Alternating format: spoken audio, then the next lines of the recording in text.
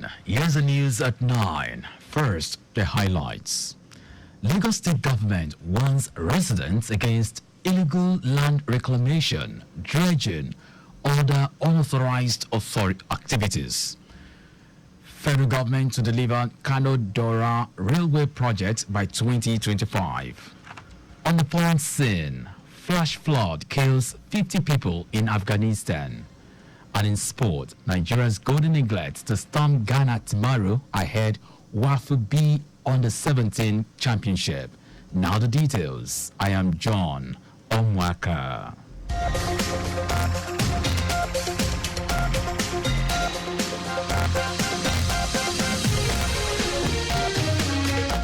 The Lagos State government has warned residents against illegal land reclamation, dredging, and other unauthorized activities on its waterways, vowing to apprehend and prosecute individuals, groups found wanting.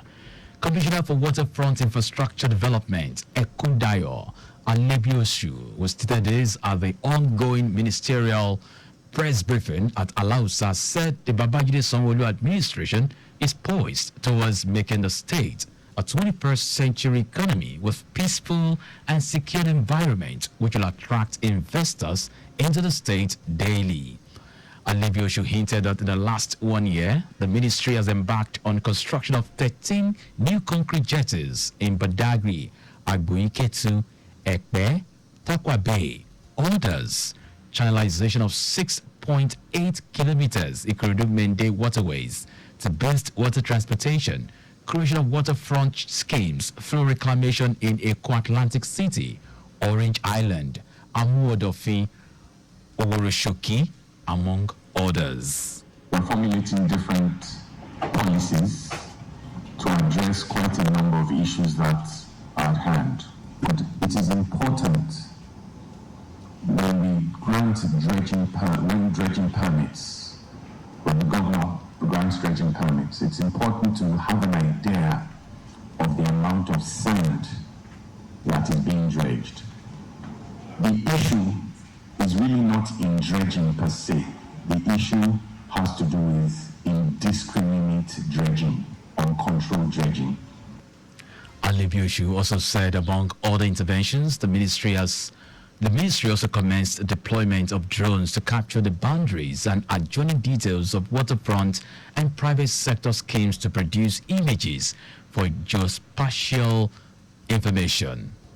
On enforcement, the commissioner noted that 3 locally fabricated dredging machines have been confiscated by the ministry, while 6 persons had been arrested and prosecuted over illegal operations at the waterfront. Our correspondent, Adiola Kindele, reports that the commissioner pledged the Sanwo-Olu administration commitment to aggressive infrastructure development in the waterfront. The Lagos State government has announced a traffic diversion plan along Adeniji through Falomo, inclusive of Bodilon and Queens Drive. Commissioner for Transportation, Oluwaseun Oshiyemi, said this diversion is necessary to facilitate the repair of failed asphalt sections of the roads. He also said the repair work will commence from Monday, May 13, and is expected to continue until the 7th of November 2024. Oshiyemi noted that to mitigate the traffic implications, the repair works will be conducted in phases. Phase 1 will focus on the stretch from Glover Road Junction on Aferuwen Road to Falomo Roundabout, starting from Monday, May 13, during which the portion of the road from Glover Junction to Falomo Roundabout will be closed to traffic. The commissioner said for the period of the first phase repair works, motorists on Aferuwen Road heading towards Falomo Roundabout will turn left at Glover Road Junction onto Thompson Avenue to access Falomo Bridge through Bodilon Road and continue their journeys. Falomo Roundabout heading towards mainland will be open to traffic. The Joint Military Task Force, JTF, in the Niger Delta, codenamed Operation Delta Save, OPDS, with headquarters in Yenagoa, Bayelsa State, has destroyed over 40 illegal refining sites in Okwa Forest of Abia State. Commander of the OPDS, John Okeke, who led the operation, said over 40 sites operating in the area were refining stolen crude oil siphoned by the suspected oil thieves.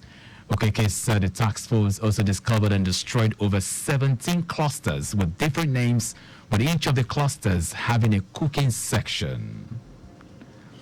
The Chief of Naval Staff, Emmanuel Ogala, says 8 elite Nigerian Navy warships and 2 helicopters have left the country's shore to combat sea piracy in the Gulf of Guinea.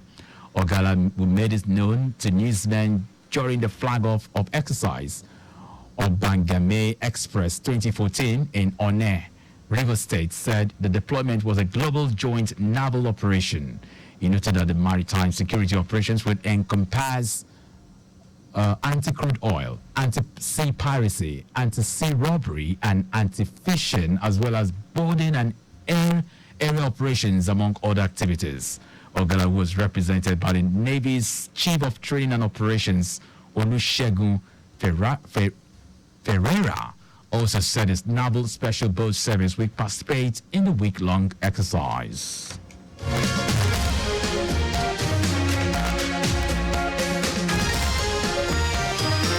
Now to the rest of the stories. The federal government says the Kano-Dora rail project will be completed by 2025. Minister of Transportation, Saeed Al-Khali, said the assurance gave the assurance in Abuja, saying the project is one of the priority projects of the ministry to be actualized at stipulated time. Akali said the project, when completed, would enable the transportation of raw materials over long distances and moving passengers and freight.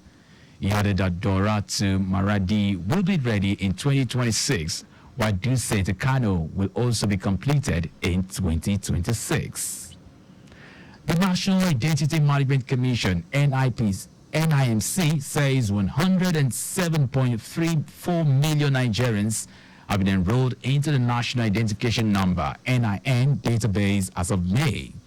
NIMC's Director General, Abisoye Koka Odushote, gave the new figures at the press briefing in Abuja, saying the figure was an increase of 3.2 million from 104 million in December 2023. Koke Odushote stated this accomplishment stems from the strategic plan implemented by the current NIMC management, aligned with its 5-point agenda to capture all Nigerians in the shortest possible time.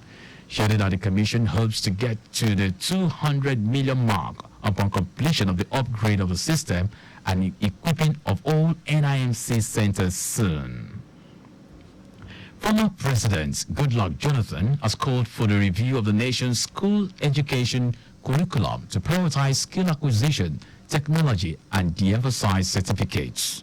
Jonathan made his call as chairman on the 25th anniversary celebration of Ignedium University, Okada, Edo State, where he explained that emphasis on skills acquisition and technology in all fields of the country's educational system is a way to hasten the development of the country.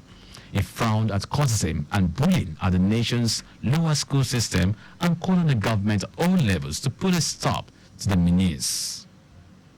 Now to foreign news. At least 50 people have died and more than 100 others have been injured after flash flooding in the northern Afghanistan. According to Taliban officials, heavy rainfall has affected 5 districts in Baglan province, warning that 2 further storms were forecast for Friday night. Pictures on social media showed torrents of water sweeping through houses in several villages, leaving a trail of destruction in its wake. Spokesman for Afghanistan's Ministry of the Interior, Abdul Mateen Kwani, said more than 150 people are trapped and in need of urgent help.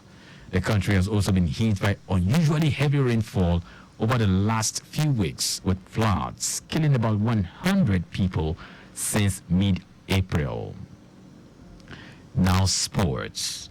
Nigeria's Golden Eaglets will arrive in the Ghanaian capital, Accra, on Saturday to defend the WAFU B Under-17 Championship title at this year's edition of the competition that commences on Wednesday, 15th May. The five-time champions of the world were swept aside every opposition to achieve glory in Kumasi, Ghana 2 years ago to light up the anchor on the Art of Nations in Algeria and were ineligible to compete for another world title in Indonesia.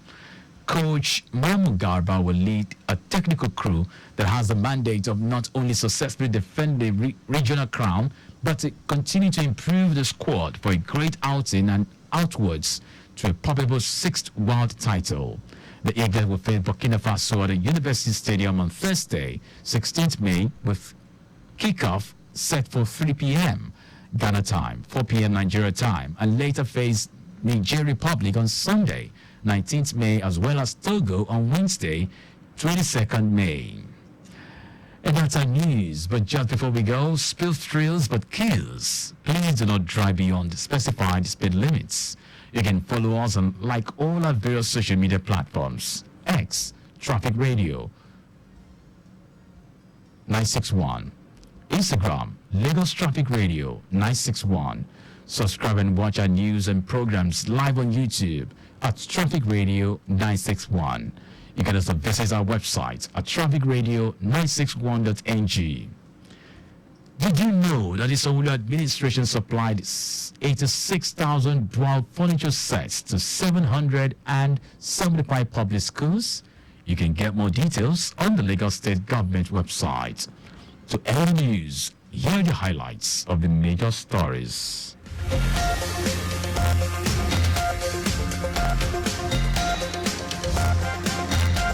The Lagos State government has warned residents against illegal land reclamation, dredging, and other unauthorized activities on its waterways, vowing to apprehend and prosecute individuals, groups found wanting. The federal government has announced plans to deliver the Kano Daura rail project by 2025. We also tell you that at least 50 people have died and more than 100 others have been injured after flash flooding in northern Afghanistan. And in sports, Nigeria's Golden Eaglets will arrive in Ghanaian capital, Accra, on Saturday to defend the WAFU Big Under-17 Championship title at this year's edition of the competition that commences on Wednesday, 15th May. For contact with the newsroom, send a message to info@trafficradio961.ng. That ends the news broadcast compiled by Dewale Oluwokoroku. I am John Omoaka. Thank you very much for listening.